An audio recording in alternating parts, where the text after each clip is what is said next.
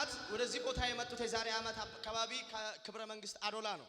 ነገር ግን ሲነግሩኝ እንደዚህ ያሉኝ ወደ ኢየሱስ ድንቅ ስራ ዓለም አቀፍ ቤተክርስቲያን ሐዋሳ እናት አጥቢያ ገስታውስ ሊመጡ የተገደዱበት ምክንያት ምንድነው?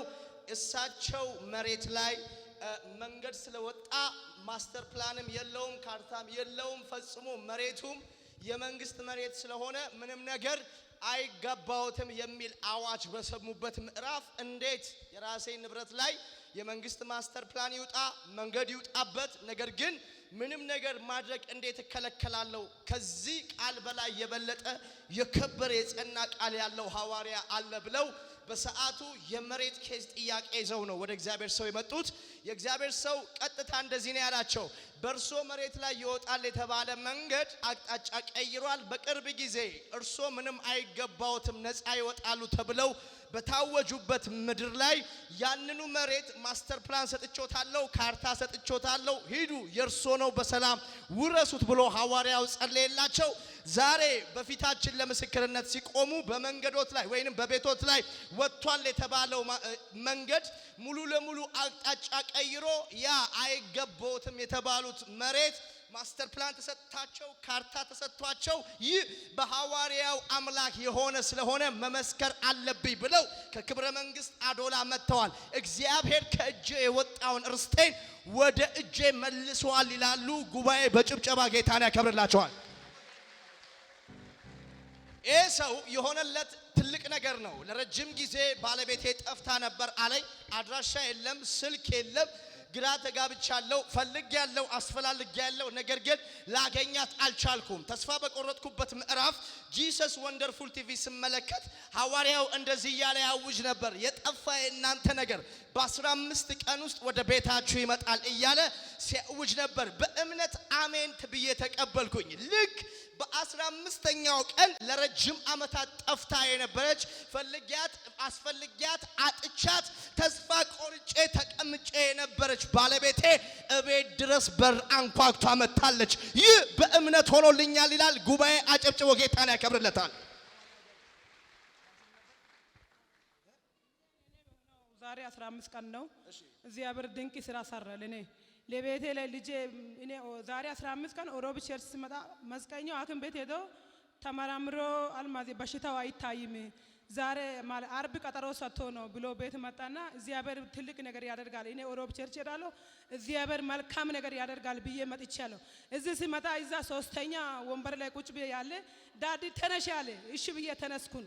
ሚስጥር አናገርኩም፣ የጓዳ ያለው ችግር ማናገርኩም። ልጄን በጣም ከኋላ የሚረግም አባት አለ። ምን ብሎ ይመረግባል? ጓደኛው ሲጠይቅ ዘመን ሲጠይቅ ልጄ ሞቷል ብሎ ይናገራል። ቃላብ ሰላም ነው ስል ቃላብ ሞቷል ብሎ ነው የሚያወራው ሁሌ ማለት ነው። በዛ የተነሳ እኔ ሁሌ ይፈራለሁ። አባት ልጅ ካረገመ ልጅ ይሞታል ብዬ ሁሌ ለልጄ ይመክራለሁ። ልጄ ምንም መጥፎ ነገር የተሰራው ሳይሆን እናቴን በፍርድ ቤት እኔ እናቴን አልታውም ብሎ ስለመረጠ ማለት ነው ልጄ ሞቷል ብሎ ያወራል። ለዛ የተነሳ ጓዳዬ ችግር አለ፣ ለዛ እርግማን አለ፣ በዛ የፈራው ያለ ማለት ነው። እዚህ ጋር ተነሶ ልጄ አይሞትም ብለሽ ተናገር አለ። በኢየሱስም ልጄ አልሞትም አልኩኝ። ተመልሼ ተናገር፣ በኢየሱስም ልጄ አልሞትም አልኩኝ። በዛን ሰዓት መስቀኛው ሐኪም ቤት ሄዶ ነው የመጣው። ምርመራው 10 ማለት አርብ ቀጠሮ አለ። እሺ ብዬ እዚህ ጋር እግዚአብሔር ሰው ቃል ያወጣን በኋላ ልጄ ተፈውሷል ብዬ ቤት ሄጄ ልጄ ሆይ አንተ አትሞትም ብዬ ቃል እግዚአብሔር እኮ ቃል ያውጥቷል። እግዚአብሔር ሰው እስራኤል ዳንሳ አንተን አልሞትም ብሎ ተናገረ እኮ። አሜን ባልኩኝ ልጄ አሜን አለ። አሜን ከዋለም በኋላ አርብ ቀን ሐኪም ቤት ሄዶ ሙሉ ምርመራ ሲመረምር በሽታ የሚባል ነገር በልጄ ላይ ሜፕራኒያ ኮፕራዳካያ ልጄ መቼም አይሞትም። ጥላት ሆይ ስማ ልጄ ገና ባካችሁ ጉባኤ ለጌታ ክብር ያጨበጭባል። ቸርች ላይ ማለት ነው ከገስታውስ በተጨማሪ የስልክ አገልግሎት የሚባል አገልግሎት አለና የመጣችው ከወንዶ ከሚባል ከተማ ነው። ድንገት አባቴ አለች መተንፈስ እስኪያቅተው ድረስ በጣም ታመመ። ከዚህ ነገር የተነሳ ወደ ሆስፒታል ስንሄድ አንችልም ከአቅማችን በላይ ነው ተብሎ በአምቡላንስ ሪፈር ወደ ሐዋሳ ተጻፈ። ወደዚህ ሲጻፍ መንገድ ላይ ያለን ከዚህ በፊት ከቲቪ ላይ ወስጄ የሐዋርያውን ስልክ ወስጄ ነበር። ትዝ ሲለኝ ያንን ስልክ ደወልኩኝ፣ ወደ እግዚአብሔር ሰው ደወልኩኝ፣ ጸለይኩለት። በሞትና በሕይወት መካከል የነበረው አባቴ በኦክሲጅን ብቻ የሚተነፍሰው አባቴ የእግዚአብሔር ሰው ሲጸልይ ብድግ ብሎ ተነሳ፣ በስነ ስርዓት መተንፈስ ጀመረ ትላለች። ለጌታ ክብር አምጡለት ባካቸው። አባቷ ነው አባቷ ነው። የመጣው ማን ነው? ስልክ ነው የደወለችው። በስልክ ነው የደወለችው። በስልክ ነው። በስልክ የት ሀገር ሆነች ነው? እኔ ለካለታ ወንዶ የመጣሁት አባቴ ያለታ ወንዶ ገጠር ውስጥ ነው ያለው። ከዛ አጋጣሚ ታመመብን። እኔ ስራ ላይ ነበርኩኝ። ተጠራው ሄድኩኝ። ገስታውስ ገብቼ ካንተ የወሰድኩት ዘይት አለ ሞቶ ኦልሬዲ አባቴ ታስሮ ሰዎች ሁሉ ተባረዋል። እሱ ለብቻው ነው ያለው። ትላልቅ ሰዎች ጠብቆት። ከዛ የእስራኤል አምላክ አያሳፍረኝም አባቴ አልሞተም ብዬ ሞቷል ሰው ሲያለቅስ ገባውኝና ዘይቱን ቀባውለት። አብዳለች ልጅቷ ብሎ ከቤት አስወጡኝ። እኔ አላበድኩም። አባቴ ግን ምንም አይሆንም የእስራኤል አምላክ አያሳፍረኝም ብዬ ወደ ሪፈር ተላክን። ከዛ ኦክሲጂን ሁሉ ተሰክቶ ነው ወደዚህ የተላከው። ስናመጣው ሆስፒታሎቹ እንደሚሞት አወቁ። በቃ ኦሬዲ እና ቦታ እዚህ የለንም አላቴውን ይሄድ አሉ። ከዛ አላቴውን አንወስድም አልኩ። ወጥቼ እነሱ ሪፈር ሲጽፉ ስልክ አለኝ ደወልኩ ውጪ። ከዛ ዋሪያ አገልግሎት ላይ ነው ያለው። ልጆች አሉ ከሱ ጋር የሚያገለግሉት። አባትሽ ምንም አይሆንም መተሽ ትመሰክሪያለሽ እንጸልይልሻለን አሉ። አዎን መጥቼ እመሰክራለሁ አልኩ። ጸለዩለት። ጽኑ ገብቶ ነበረ። ከዛ አባቴ ወዳውኑ ዳነ። ኦክሲጂን ለጌታ ብዙ ክብር ብዙ ልልታ። እሷ የሆነላት እጅግ በጣም የሚገርም ነገር ነው። በሰዓቱ ከእህቷ የአባቷን ፎቶ ተቀብላ ነው ወደ ሐዋሳ የኢየሱስ ድንቅ ሥራ ዓለም አቀፍ ቤተክርስቲያን የመጣቸው። ስትመጣ አባት እዚህ እድሜያቸው የገፋ ነው። ነገር ግን እዚህ አካባቢ የወጣባቸው እጢ ሙሉ ለሙሉ ወደ ካንሰርነት ተቀይሮ ሐኪሞች ኦፕራሲዮን አድርገዋቸው እጢውን አውጥተውላቸው፣ ነገር ግን የመሞቻ ቀናቸውን እየተጠባበቁ ወይንም እድሜያቸው የገፋ ስለሆነ ተስፋቸው ጥቂት ነው የሚል ዜና ሐኪሞች ነግረዋቸው እየተጠባበቁ ባሉበት ነው ታላቅ እህቷ ፎቶ የአባትን ፎቶ ሰጥታት አንቺ ቀጥ ብለሽ ወደ እግዚአብሔር ሰው ወደ ሐዋርያው እስራኤል ዳንሳ ሂጂ፣ ሐኪሞች ምንም ያህል እንኳን ያክማቸውን ቢሞክሩ ከዚህ በኋላ ያላቸው ተስፋ ጥቂት ነው ብለዋል ብላ የአባትን ፎቶ ሰጥታ የላከቻት። ቀጥ ብላ መጣች። ኪሎ ሜትሮችን አቋርጣ በሐዋሳ የኢየሱስ ድንቅ ሥራ ዓለም አቀፍ ቤተክርስቲያን ገስት ሃውስ ውስጥ ገባች። በሐዋርያው የጸሎት ክፍል ስገባ ቀጥታ የመጣችበትን ኬዝ ነው ለሐዋርያው ያቀረበችው። ሐዋርያው እዛ ፎቶ ላይ ቃል አወጣ። በአባትሽ ላይ የመጣ የሞት አዋጅ ተገልብጧል፣ ካንሰርም የለም። አሁን ግን ከተኙበት አልጋ ተነስተው እድሜያቸው ተቀጥሎ በህይወት ይኖራሉ ብሎ ሐዋርያው የትንቢታዊ ቃል እየተናገረ መጸለይ ጀመረ።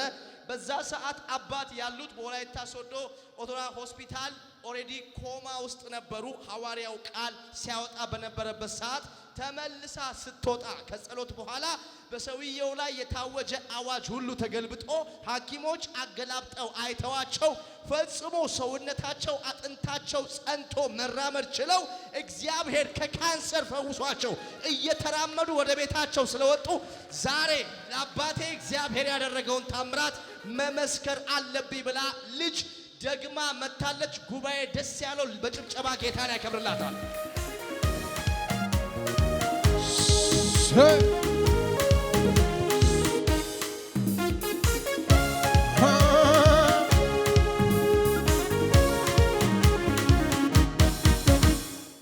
ለአራት ዓመታት ሙሉ ሽባ ነበርኩ አለኝ ቃል በቃል። ልክ ነኝ? አዎ ትክክል። እግሬን ሽባ ሆኖ ነበር፣ ወገቤ ሽባ ሆኖ ነበር፣ እግሬን ሽባ ሆኖ ነበር። ሐኪም ቤት በየቦታ ደረስኩት። አንችልም አለው። በቃ ወደ ካንሰር ተቀይሯል ሲል ወደ ገዝቶት መጣሁትና አዋሪው እንትና ወገብ ያመኛል ሲለው እሱ እረጨ፣ እግሩ እረጨ። ከዛ በኋላ ወደ ቤት ሄጄ ሲሆን ቀስ ቀስ ያለ ወደ ሶስተኛው ቀን ማንቀሳቀስ ጀመረ። መተኛቱን ጀመርኩት፣ መራመድ ጀመርኩት፣ መቆጭ ማለት ጀመርኩት። ለአራት ዓመት አልጋ ላይ የነበርክ ሰውዬ አራት ዓመት እባካችሁ ጉባኤ በእግሮቹ ቆሞ ለእግዚአብሔር ክብር፣ እልልታ፣ ጭብጨባ፣ ፉጨት ከዚህ በላይ ለናዝሬቱ ኢየሱስ።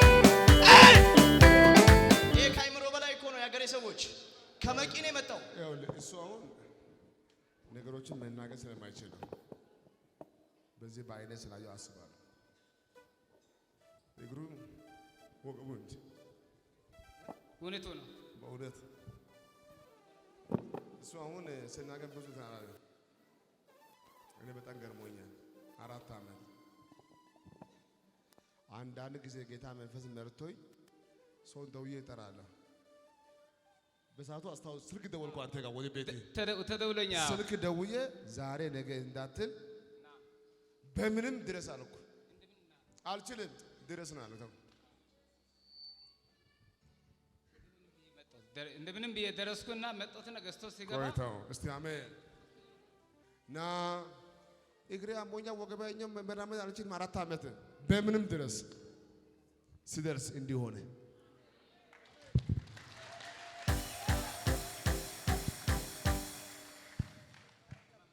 ዳዲ ለ4 ዓመት አልጋ ቁራኛ ነው። ዶክተር መብራቱ መቂ ጠቅላላ ሆስፒታል ወደ ካንሰርነት እንደተቀየረ ነግሮታል።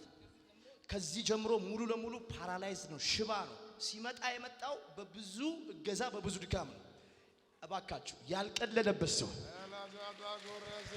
ከሐዋርያው ጋር እየሰራ ላለ ለእግዚአብሔር እጅ ከዚህ በላይ እልልታ፣ ጭብጨባ፣ ፉጨት ይሁንለት ይሁንልን።